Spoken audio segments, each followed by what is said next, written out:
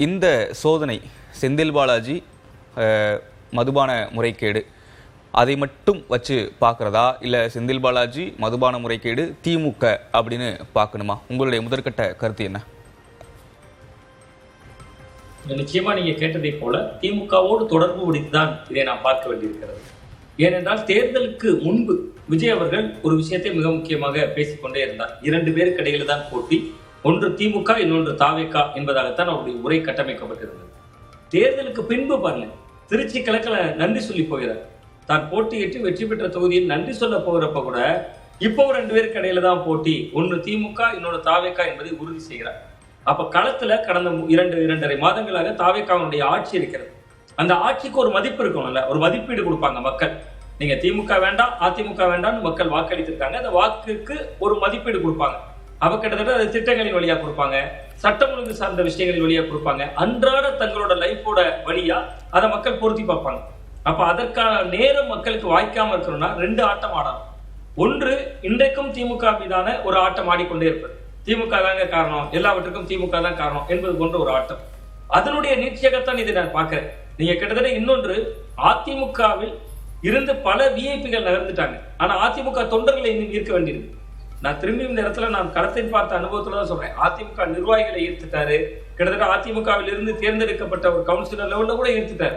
ஆனா அந்த கட்சிக்கான ஒரு அடிமட்ட ஓட்டு வங்கி இருக்குல்ல, தொண்டர்கள், அவங்க எப்ப இடம் பெறுவாங்க? விஜய் ஜெயலலிதா பாணி அரசியல் அவங்க எதிர்பார்ப்பாங்க. அப்பதான் அவங்க நகர வாய்ப்பு இருக்கும். அப்ப என்ன, நிறைய ரெய்டுகள், திமுக மீதான பழிவாங்கும் அரசியல், அதன் வழியா தான் திமுகவை கிட்டத்தட்ட அந்த அம்மா எதிர்த்த மாதிரி வீரியமா எதிர்க்கிறாரு விஜய் அவர்கள் தான் இன்னைக்கு எதிர்க்கிற ஆற்றல் பெற்றிருக்காருன்னு அது திமுகவோடு அந்த இடத்துல தொடர்பு படுத்ததா மாறிவிடுது. இன்னொன்னு, செந்தில் பாலாஜி அவர்கள் தனிப்பட்ட வகையில அவர்களுக்கு இருக்கக்கூடிய கணக்குகள், அதை நான் சொல்லல, ஆதவர்ஜுனா அவர்களே சொன்னார், எங்களுக்கு முடிக்கப்பட வேண்டிய கணக்கு ஒன்று இருக்கிறதுன்னு. அப்ப அதோடு இதை நம்ம பொருத்தி பார்க்க வேண்டியது. ஒன்று, திமுகவை பலவீனப்படுத்துவது. இன்னொன்று, திமுகவுல கிட்டத்தட்ட கரூர் கேங் அப்படின்னு சொல்லக்கூடிய அளவுல செந்தில் பாலாஜி அவர்களால் நியமிக்கப்பட்ட நபர்கள் தீவிரமா களப்பணி செய்யக்கூடியவங்க. நீங்க அந்த கரூர் மட்டும் இல்லாம கரூர், கோயம்புத்தூர், அந்த சுற்றுவட்டார பகுதிகளில் கணிசமான அளவுக்கு அவர்களுக்கு ஒரு செல்வாக்கு இருக்கிறது செந்தில் பாலாஜி அவர்கள். அப்ப அதை பலவீனப்படுத்துவது. அப்ப இரட்டை லாபம் இருக்கு தாவேகாவுக்கு. ஒன்று, தாம் திமுகவை அதன் மூலமாக அடிப்பது. இன்னொன்று, தங்களுக்கு இருக்கக்கூடிய தீர்க்கப்படாத கணக்கு, அதனுடைய நீட்சியாகவும் இதை நம்ம பார்க்கலாம். இரட்டை லாபம் என்கிற அடிப்படையில் திமுகவுக்கு மிகப்பெரிய சவால். திராவிட முன்னேற்ற கழகத்திற்கு இந்த காலகட்டம் என்பது ரொம்ப ரொம்ப சோதனையான காலகட்டம். அதுல செந்தில் பாலாஜி அவர்கள் இவ்வளத்தையும் தாங்குகிறார், அது பெரிய விஷயம் இல்ல.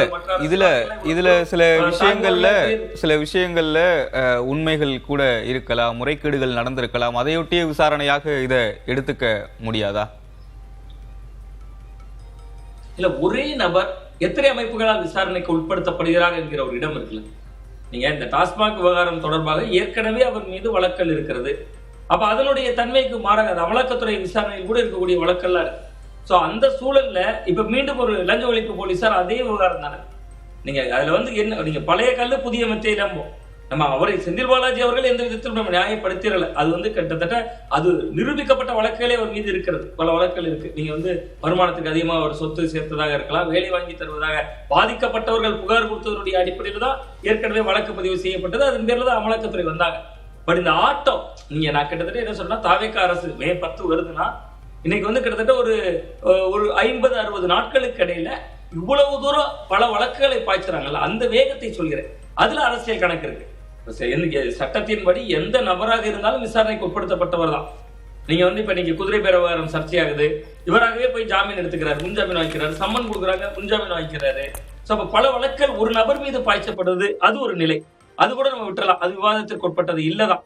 நீங்க கேட்கிற புள்ளி சரியானது. அதே நேரத்துல ஏற்கனவே ஒரு அமலாக்கத்துறை போன்ற ஒரு அமைப்பு விசாரித்த ஒரு வழக்கு, அந்த வழக்கு கிட்டத்தட்ட டாஸ்மாக் வழக்கு தான்.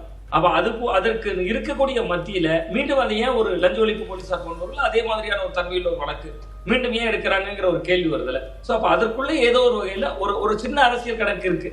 நீங்க திமுகவுக்கு ஒரு செக் வைக்கிறது, அது செந்தில் பாலாஜி அவர்களுக்கு இதை கொடுக்கக்கூடிய அழுத்தங்களின் மூலமா பல பேருக்கு செய்தியா சொல்லப்படுதுல, பல பேருக்கு செய்தியாகுது. அந்த வகையில நான் பார்க்கிறேன். இல்ல, மது பாட்டில் சுத்திகரிப்பு அலுவலகங்கள்ல இன்னைக்கு சோதனை நடத்தியிருக்காங்க. தனியார் மதுபான ஆலைகள், முக்கியமா திமுக எம்பி ஜெகத் ரட்சகன், டிஆர் பாலு அவர்களுக்கு சொந்தமான மதுபான ஆலைகள்ல சோதனை நடத்தியிருக்காங்க. டாஸ்மாக் குடோன் அலுவலகங்கள்ல சோதனை நடத்தியிருக்காங்க. டாஸ்மாக் அலுவலகங்கள்ல சோதனை நடத்தியிருக்காங்க. பரவலாக டாஸ்மாக் முறைகேடு தொடர்பாக பரவலாக சோதனை நடந்திருக்கு. அது நம்ம ஏன் செந்தில் பாலாஜி அப்படின்னு அந்த குறிப்பிட்டு அவரை மட்டும் ஐயப்படுத்தி இந்த விவகாரத்தை ஏன் அணுகணும் அப்படின்ற ஒரு கேள்வி வருது இல்ல? அல்ல, அவர் 5 ஆண்டுகள் அமைச்சராக இருந்த துறையில இல்ல, நடுவுல முத்துசாமி எல்லாம் வந்துட்டு போனார்ல. ஆமா ஆமா நீங்க அத்தனை பேர் வந்தாலும் கரூர்ல போய் கிட்டத்தட்ட செந்தில் பாலாஜி அவர்களை குறிவித்தான் பாடினார், பாட்டிலுக்கு 10 ரூபாய். நீங்க கிட்டத்தட்ட அந்த தேர்தல் பரப்புரையின் போதே நீங்க கேட்ட மாதிரி நடுவுல முத்துசாமி எல்லாம் வந்து விட்டு போனார். அவர் ஈரோட்ல போய் பாடலையே அந்த பாடலை. கரூருக்கு போகிற பொழுதுதானே விஜய் அவர்கள் அந்த பாடலை சொல்கிறார். பாட்டிலுக்கு 10 ரூபாய் என்கிற ஒரு பாடலை பாடுற அடுத்த நாள் பார்த்தா இன்ஸ்டாகிராம்ல ரீல்ஸா மாறுது. பல பேரும் சமூக வலைதளங்கள்ல பகிர தொடங்குறாங்க. அந்த மாதிரியான விஷயங்கள்லாம் அன்றைய காலகட்டத்தில் நடந்தது தானே. அது ஒன்று. இன்னொன்று மிக முக்கியமா இப்ப நீங்க கிட்டத்தட்ட பார்ட்டி ஃபண்ட் அப்படிங்கிறதையும் நிறுவ முயற்சிக்கிறாங்க. இன்னொன்று மிக முக்கியமான இடம், நீங்க கேட்டது மாதிரி ஜெகத் ரட்சகன் அவர்களுடைய சொந்தமான மதுபான ஆலையில ரைடு, TR பாலு அவர்களுக்கு சொந்தமான மதுபான ஆலையில எல்லாமே பாருங்க ஒரு திமுக வலைப்பின்னலும் இருக்குல்ல. அதுக்குள்ள அந்த இடமும் நம்ம கொஞ்சம் கவனிக்க வேண்டிய இடமா இருக்கு. இதுல ரொம்ப வருத்தப்பட வேண்டியது திமுக. முதல்ல ஆக்சுவலா திமுக தன் தவறுகளையும் திருத்திக் கொள்ளணுங்கிறேன். நீங்க மதுவின் மூலம் பெறும் வருமானம், அதாவது மது மூலமா கிடைக்கக்கூடிய வருமானம் தொழுநோயாளியின் கையிலிருந்து பிடுங்கப்பட்ட சில்லறைக்கு ஈடானதுன்னு சொன்ன ஒரு அண்ணா, பேரறிஞர் அண்ணா சொல்லியிருக்காரு. அப்படி அண்ணா காலத்துல அது மது விலக்கு இருந்ததுனால அவர் வந்து தொடர்ந்து இந்த வார்த்தையை சொல்லி வந்தார். மதுவின் மூலம் ஒரு வருமானம் வரணும், அது தொழுநோயாளியோட கையிலிருந்து நம்ம வாங்குற சில்லறைக்கு சமமானது. இன்னைக்கு திமுக பொருளாளருக்கு மதுபான ஆலை இருக்கு, அதனாலதான் இங்க ரைடு நடக்குது. அதனாலதான் அந்த வலைப்பின்னல்ல திமுக ஒரு விமர்சனத்துக்குள்ளாகக்கூடிய சூழல் வருது. எல்லா வகையிலும் ஒரு அரசியல் கணக்கு இருக்கு. நமக்கு எத்தனை துறைகள் இருக்கு தமிழ்நாட்டுல, வேற எந்த துறைகள்ல இப்படி ஒரு பல்க் ரைடு அப்படிங்கக்கூடிய அளவுல இன்னைக்கு ஒரே நாள்ல மேற்கொள்ளப்பட்டாங்க. அப்ப பார்ட்டி ஃபண்டுங்கிறத நிறுவ முயல்றாங்க. ஒரு நிறுவனங்கள், அந்த நிறுவனங்கள்ல இருந்து ஒப்பந்தம், அந்த குறிப்பிட்ட நிறுவனங்கள்ல இருந்து மட்டுமே டாஸ்மாக்கு போனது என்பதை நிறுவ முயல்கிறாரு. பட் அது வந்து தவறு செய்திருந்தால் தவறுதான்.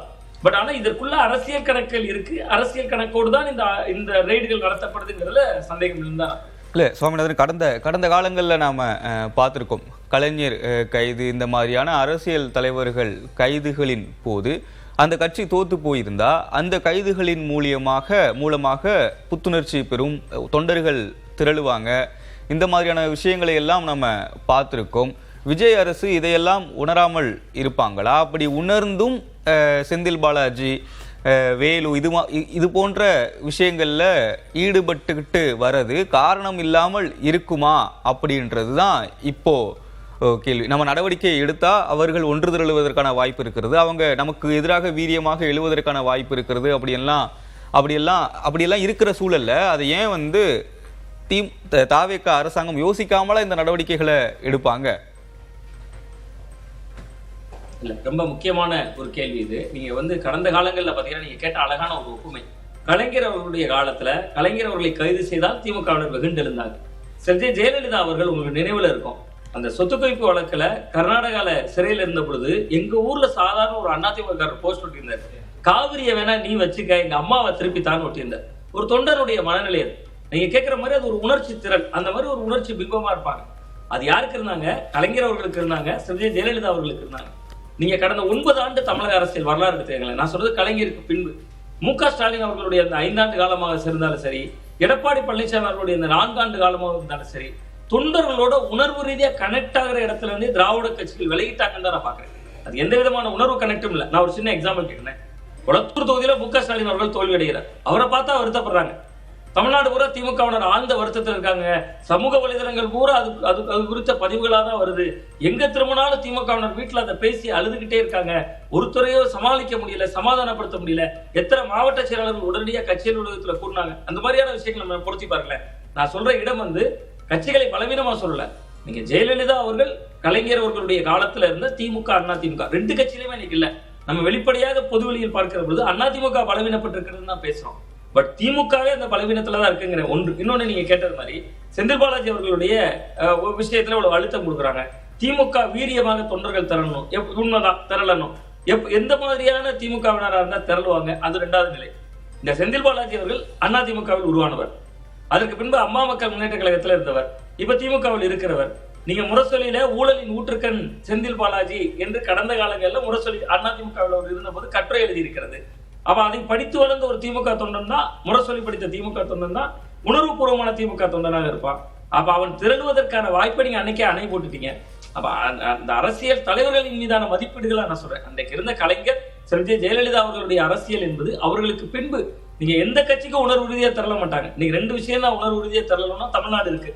ஒன்று ரசிக மனநிலை, அது விஜய் அவர்களுக்கு பொருந்தும். நாளைக்கு தனுஷ் வந்தா அது வரைக்கும் பொருந்தாது. ரசிக மனநிலை அது, அந்த திரள் ஒன்று. இன்னொன்று மதவாத ஜாதியவாத மோகம். இந்த இவைகளுக்குள்ளாதான் இனிமேல் அரசியல் களம் சிக்கி இருக்கு.